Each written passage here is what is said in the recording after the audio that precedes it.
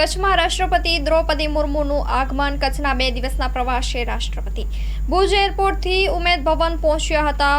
બપોરે ભૂકંપ બાદ બનાવેલ સ્મૃતિ વનની મુલાકાત કરશે. ભુજમાં બપોર બાદ ધોરડો જવા રવાના થશે. રાષ્ટ્રપતિ શ્રીમતી દ્રૌપદી મુર્મુનું કચ્છની ધરા ઉપર ઉષ્માભર્યું સ્વાગત કરવામાં આવ્યું છે. ભુજ એરફોર્સ સ્ટેશન ખાતે ઉષ્માભર્યું સ્વાગત કરવામાં આવ્યું છે. સ્ટોરી રિપોર્ટ બાય દર્શન મહેતા.